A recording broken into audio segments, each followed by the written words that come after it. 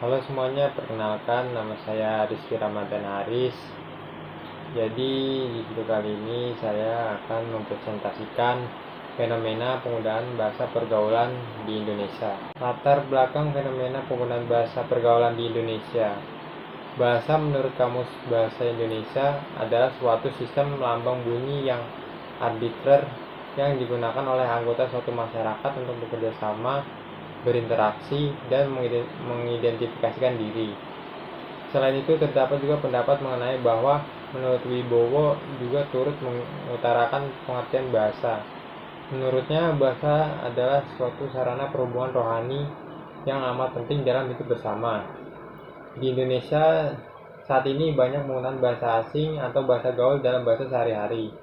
Banyak penggunaan bahasa gaul dalam bahasa sehari-hari tidaklah menghilangkan penggunaan bahasa Indonesia, melainkan makna dan penggunaan bahasa Indonesia yang baik, sopan, dan santun dalam kehidupan sehari-hari menjadi kabur. Saat ini banyak di kalangan remaja yang menggunakan bahasa gaul dalam bahasa sehari-hari mereka. Bahkan para remaja ini mulai menciptakan bahasa-bahasa gaul yang digunakan di kalangan mereka. Para remaja ini membuat bahasa Indonesia menjadi bahasa gaul dengan cara memplesetkan bahasa Indonesia. Bahasa gaul pertama kali.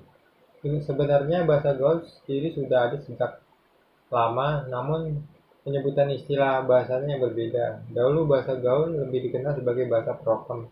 Bahasa prokem ini populer sekitar tahun 1980-an. Awalnya bahasa gaul digunakan oleh kelompok-kelompok tertentu saja. Hanya digunakan oleh beberapa kelompok tertentu karena tujuan awal adanya bahasa ini agar kelompok tersebut saja yang mengetahui maknanya. Setiap kelompok memiliki ciri khas bahasa gaul mereka sendiri, sehingga orang yang bukan anggota kelompok tersebut tidak mengetahui makna bahasa yang mereka gunakan dalam berkomunikasi. Bahasa gaul dapat dikatakan sebagai kode-kode tertentu yang hanya dimengerti oleh segelintir orang saja. Eksistensi bahasa gaul dalam bahasa internasional. Bahasa Indonesia merupakan perwujudan dari bahasa Indonesia sebagai bahasa nasional. Munculnya bahasa gaul dalam lingkungan masyarakat bahwa pengaruh pada bahasa Indonesia. Arum Putri mengemukakan pendapatnya mengenai pengaruh yang ditimbulkan oleh bahasa gaul sebagai berikut. Pertama, eksistensi keberadaan bahasa dengan bahasa gaul.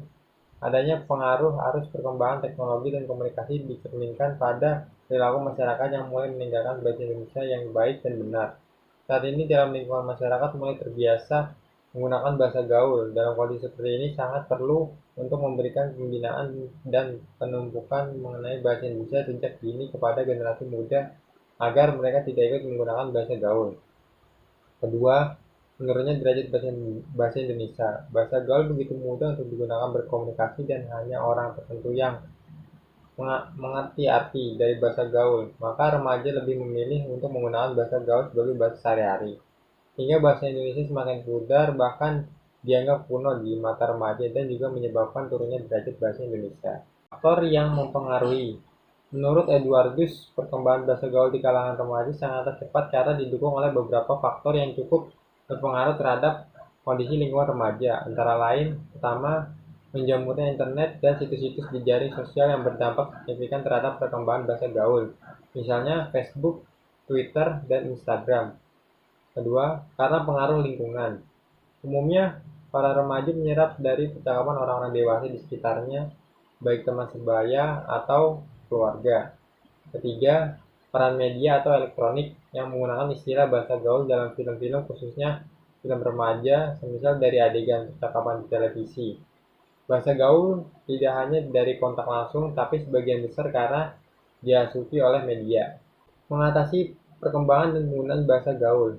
Menurut Hilda, upaya mempertahankan bahasa Indonesia agar tidak digeser oleh bahasa gaul, maka kita sebagai warga Indonesia yang baik hendaknya melakukan langkah-langkah pencegahan dan penanggulangan sebelum bahasa Indonesia benar-benar punah. Langkah yang dapat digunakan adalah sebagai berikut.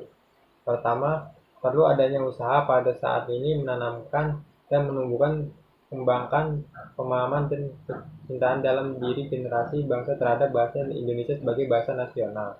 Kedua, perlu adanya tindakan nyata dari semua pihak yang peduli terhadap eksistensi bahasa Indonesia yang merupakan bahasa nasional, bahasa persatuan, dan bahasa pengantar dalam dunia pendidikan. Ketiga, menyadarkan masyarakat Indonesia untuk mengutamakan penggunaan bahasa Indonesia secara baik dan benar daripada bahasa gaul oleh orang tua dan guru. Sekian presentasi yang dapat saya sampaikan. Apabila ada kekurangan atau kesalahan dalam presentasi saya minta maaf. Saya Rizky Ramadan Haris, mengundurkan diri. Sekian, terima kasih.